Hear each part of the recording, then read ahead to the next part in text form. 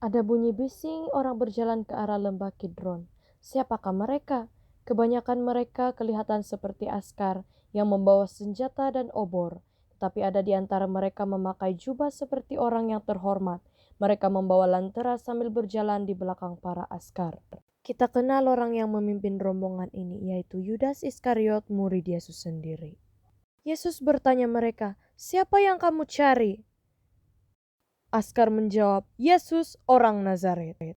Yesus maju dan menjawab, "Akulah dia." Setelah dia berkata demikian, para askar melangkah mundur ke belakang dan rebah ke tanah. Yesus tidak mempunyai apa-apa di tangannya, tetapi suaranya penuh kuasa. Yesus bertanya sekali lagi, "Siapa yang kamu cari?" "Yesus, orang Nazaret," mereka menjawab sambil berdiri. "Aku sudah mengatakan kepada kamu bahwa akulah dia." Yesus berkata, "Kalau kamu mencari aku, biarlah murid-muridku pergi sekarang." Para askar melihat 11 orang berdiri di belakang Yesus. Tetapi Petrus tidak mau Tuhan Yesus ditangkap tanpa memberi tentangan. Petrus yang memiliki sebilah pedang menghunusnya lalu menetak telinga kanan hamba imam besar sehingga terputus. Nama hamba itu Malkus. Yesus berkata kepada Petrus, "Sarungkan semula pedangmu. Bukankah aku mesti minum dari cawan penderitaan yang diberikan kepadaku oleh Bapa?" Sekarang para askar mendekatinya. Mereka mengikat Yesus dan membawanya kembali ke Yerusalem. Petrus dan Yohanes berjaya mengekori para askar dan melalui pintu gerbang kota. Kemudian mereka mengetahui bahwa Yesus dibawa ke istana imam besar. Yohanes kenal imam besar itu sehingga dia dapat masuk ke halaman rumah dengan berani bersama dengan Yesus. Petrus tidak berani mengikuti dengan terlalu dekat. Apabila Petrus sampai, pintu gerbang sudah pun ditutup. Dan Yohanes melihat Petrus berdiri di luar dan berkata kepada seorang pembantu perempuan yang menjaga pintu, "Biarlah dia masuk, dia adalah sahabatku." Perempuan itu memperhatikan Petrus secara dekat. "Bukankah kamu salah seorang murid Yesus?" dia bertanya dengan curiga.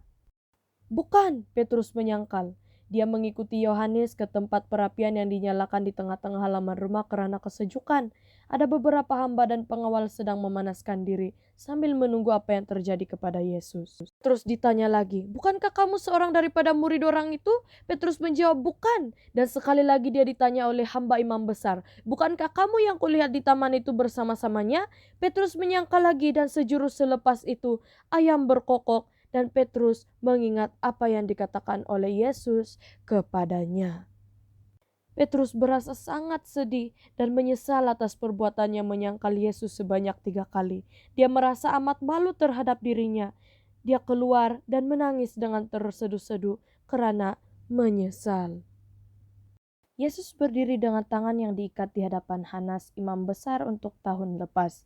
Tetapi karena Hanas merupakan bapa mertua kepada imam besar tahun ini, dia mau melihat Yesus terlebih dahulu. Dia bertanya tentang murid-murid dan pengajarannya, tetapi Yesus tidak memberitahunya apa-apa. Dia berkata, "Aku telah mengajar di bait Allah dan rumah-rumah ibadat secara terbuka, di mana semua orang Yahudi berhimpun. Tidak pernah kukatakan apa-apa secara rahasia. Mengapa kamu menyoal aku? Tanyalah mereka yang pernah mendengar apa yang kukatakan kepada mereka. Mereka tahu apa yang kukatakan itu." Seorang pegawai di situ menampar Yesus sambil berkata, "Begitukah cara kamu bercakap kepada seorang imam besar?"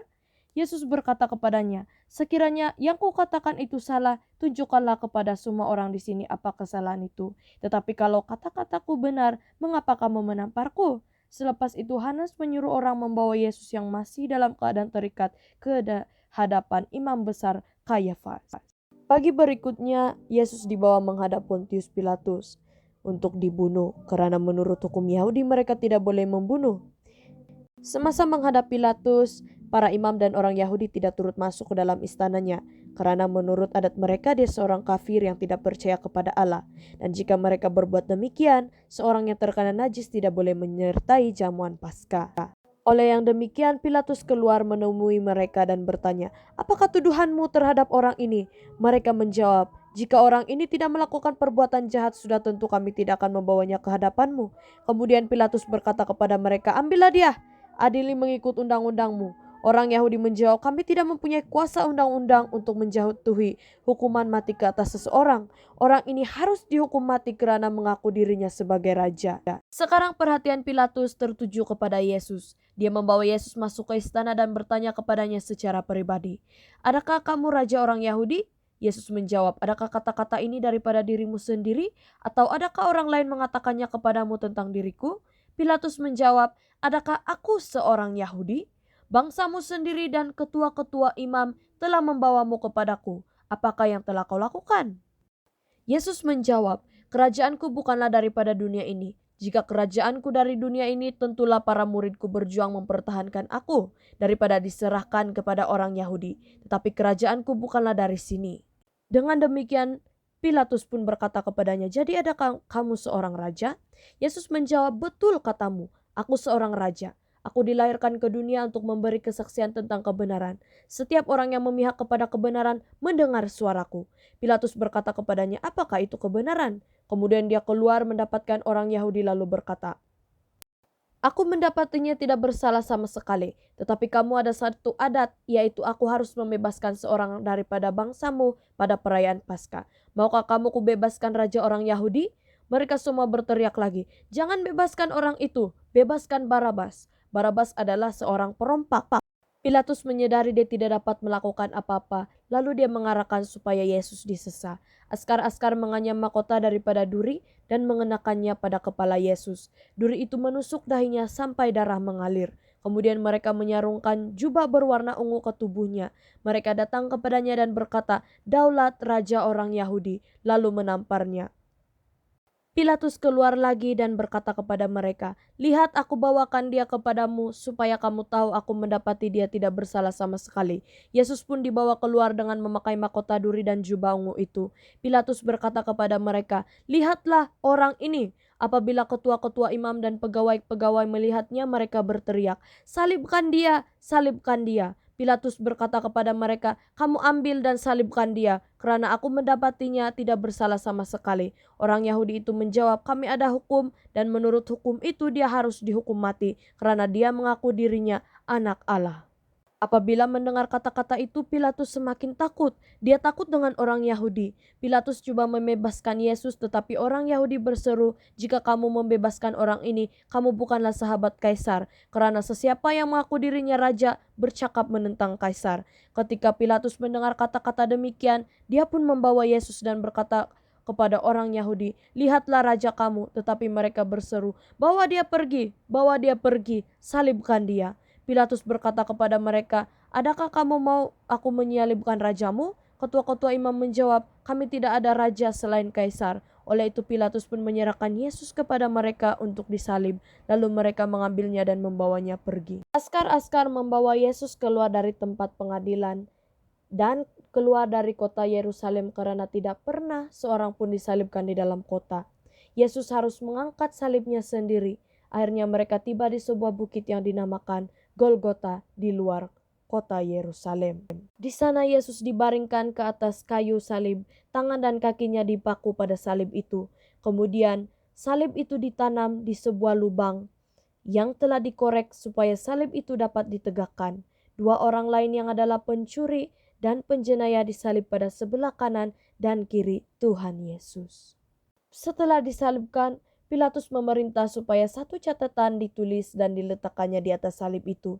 Tulisan itu berbunyi, "Yesus orang Nazaret, Raja orang Yahudi," yang ditulis dalam 3 bahasa, yaitu bahasa Ibrani, Yunani, dan Latin. Ketua-ketua imam Yahudi tidak setuju apabila Pilatus menulis Raja orang Yahudi. Tetapi Pilatus sudah bosan dengan bantahan mereka. Mereka memaksa dia melakukan yang tidak disenanginya. Sekarang dia tidak mau menyerah kalah. Pilatus menjawab, "Apa yang sudah kutulis, itu sudah kutulis." Setelah menyalib Yesus, askar mengambil pakaiannya dibahagi 4, sebahagian untuk setiap askar. Mereka mengambil jubahnya juga. Jubah itu tidak berkelim, seluruhnya dianyam dari atas. Oleh itu mereka berkata-kata sesama sendiri, "Janganlah kita koyakkan, kita buang undi untuk menentukan siapa yang dapat." Ini kebiasaan pada zaman itu. Dengan berbuat demikian, mereka menggenapi apa yang tertulis dalam Mazmur 22 ayat 19. "Oleh Raja Daud ratusan tahun yang lalu, mereka membahagikan pakaianku antara mereka, dan untuk mendapat jubahku, mereka membuang undi." Pada waktu itu, Yesus terus tergantung pada kayu salib agar menjadi tontonan semua orang.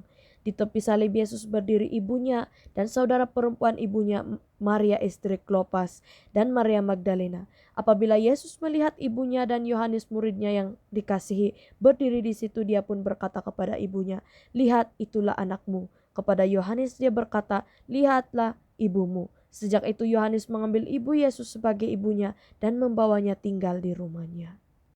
Selepas itu, Yesus yang mengetahui segala-gala yang telah berlaku sebagaimana dalam kitab suci berkata, "Aku dahaga." Di situ ada sebuah bekas berisi air anggur asam. Lalu mereka memenuhkan sebuah span dengan air anggur masam itu dan meletakkannya di sebuah batang hisop dan mencecahkannya ke mulut Yesus. Setelah Yesus menerima air anggur masam itu, dia berkata, "Sudah selesai." Dia menundukkan kepala dan lalu menyerahkan rohnya. Semua ini berlaku pada hari Jumat Agung, hari persiapan untuk perayaan Paskah. Sebagai persiapan untuk Paskah, jenazah 3 orang yang disalibkan itu harus diturunkan dari salib mereka. Berhampiran dengan Golgota ada sebuah makam kepunyaan Yusuf dari Arimatia. Dia merupakan pengikut Yesus secara diam-diam, tetapi dia tidak pernah memberitahunya kepada sesiapa karena takut dengan orang Yahudi. Tetapi pada petang itu dia melakukan sesuatu dengan sangat berani, yaitu dia berjumpa dengan Pilatus untuk meminta jenazah Yesus. Dengan izin Pilatus, maka dia datang dan mengambil jenazah Yesus. Nikodemus yang pernah berjumpa dengan Yesus pada suatu malam dahulu pergi bersama Yusuf membawa ramuan mir dan gaharu sebanyak kira-kira 75 pound. Mereka mengambil jenazah Yesus lalu mengafankannya dengan kain linen dan ramuan rempah mengikut adat pengebumian orang Yahudi. Di sebuah taman di tempat Yesus disalib terdapat sebuah makam yang belum pernah digunakan. Oleh sebab makam itu dekat dan hari itu hari persediaan orang Yahudi, mereka pun memasukkan jenazah Yesus ke dalamnya.